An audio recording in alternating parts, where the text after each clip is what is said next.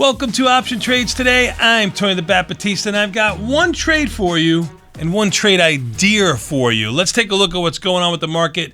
January 3rd, 2023. Happy New Year to everybody out there. All right, let's take a look.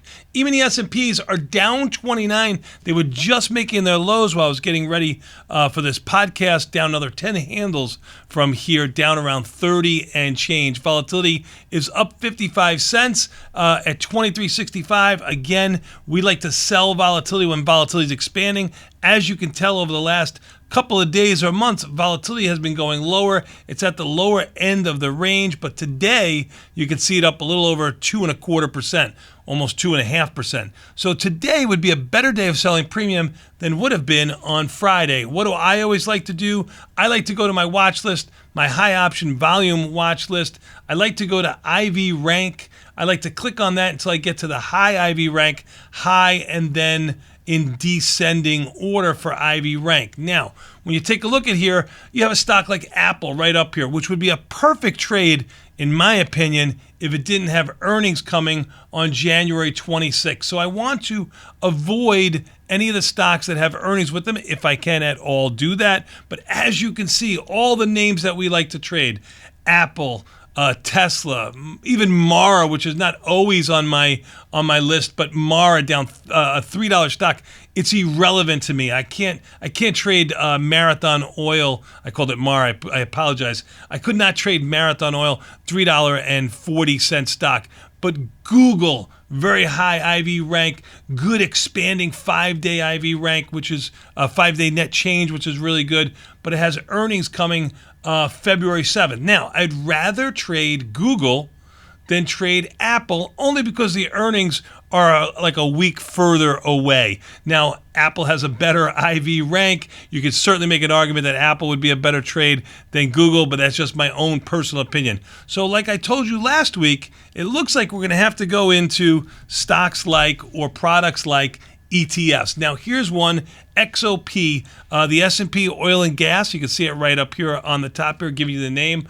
Down around $6 earlier today, down $5.74. And we'll go down the list here until we hit XOP. Now, you'll notice IV rank of 42 is good. We just did a great market measure today on IV rank and what's the area you're looking for and how much volatility will contract over a point of time when product stays inside its expected move. So you should probably check that out, and you'll know why in XOP, a 42% IV rank is quite nice. Now, you know I like IVX 5-day change to be upticking when I'm putting on a new trade, and here you've got it up almost 4%, 3.9% on a stock that's down $5.50 to $6. Now, the only problem with XOP, you're going to find some of the markets, not some of the markets, most of the markets, if not all the markets, are a little bit wide here. Now, it's unfortunate that a $130 stock like this or $130 ETF like this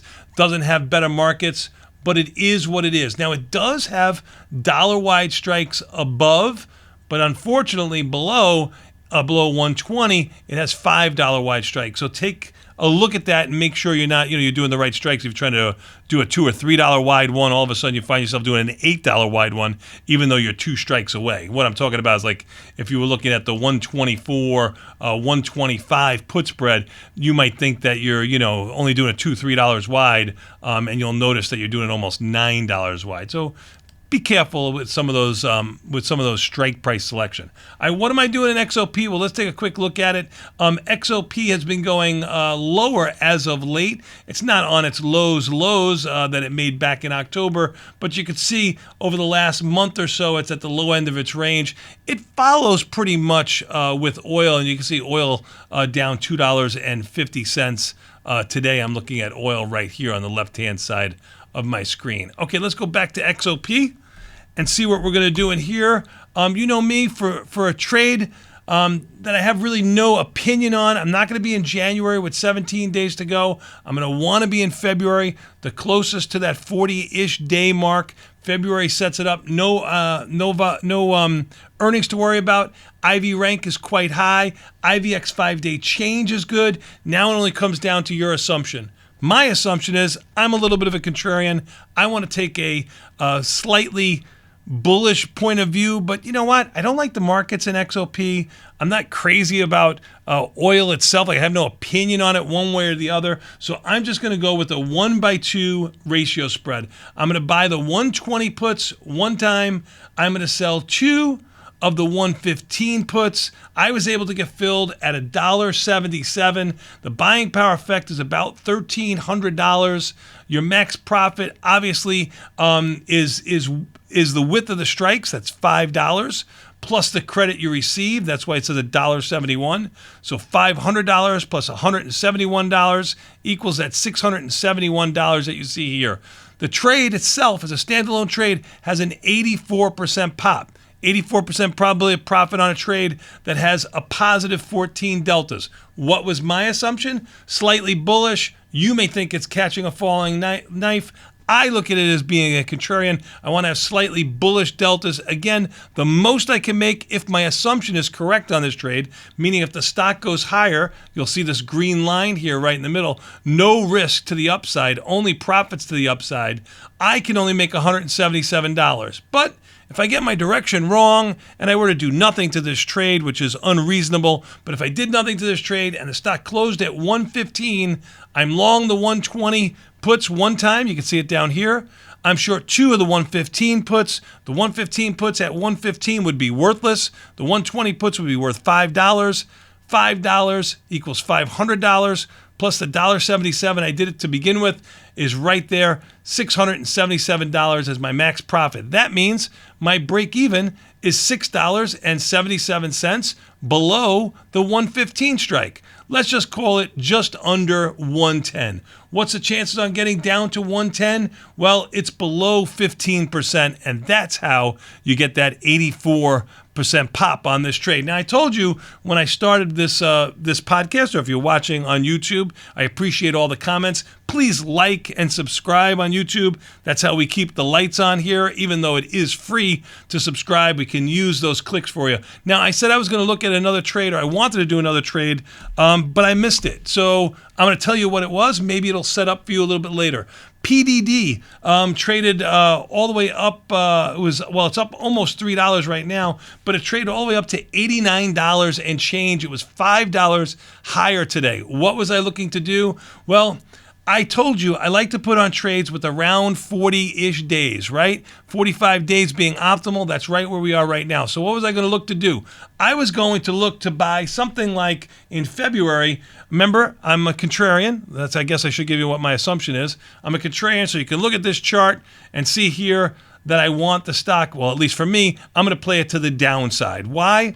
I don't know. That's just my opinion. If your opinion is to the upside, you might do the opposite of this trade. You might do what I'm going to call diagonal. I'm going to do a put diagonal. Now, the IV rank is 8 in here, so I cannot sell premium in here.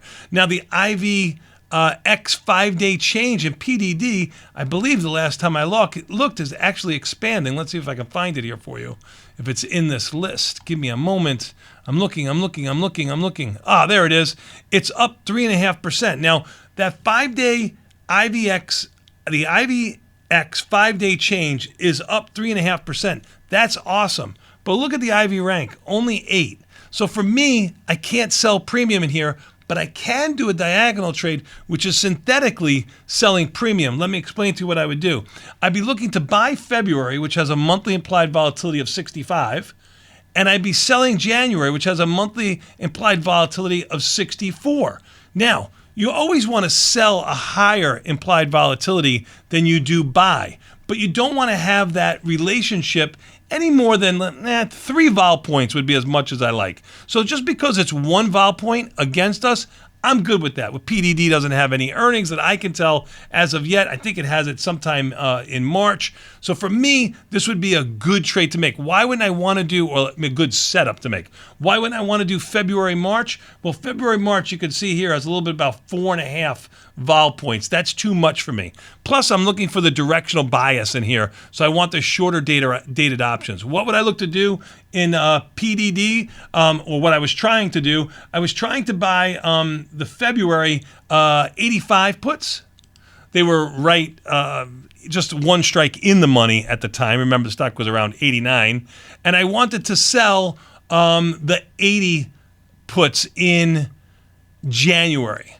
This spread was trading for around $4.10, $4.20. You can see it has an 18 delta here. I would move this up if ever so slightly if you wanted to. You can certainly make it a little bit tighter. For me, I was just looking for the deltas. I was trying to make a short delta play in PDD, but again, the stock has sold off a little bit. This was a bearish play that I was putting on, so I cannot do this trade in PDD at this time. Maybe if you're following us on the follow page at Tastyworks, you'll see a trade come up here in Bob the Trader. That's where all of my trades are, and eventually you will see the XOP trade that I put on, well, just a moment ago while you're watching. Even the S&P is down 40 and volatility up 67 cents. If you're looking to sell premium today, put your prices in a penny or two above mid-price, and you'll probably get filled as volatility is expanding. All right, everybody, thank you so much for your time. I appreciate everything. Here's to a happy 2023 for all of you out there. And if you leave a comment in the YouTube page, I will respond to it.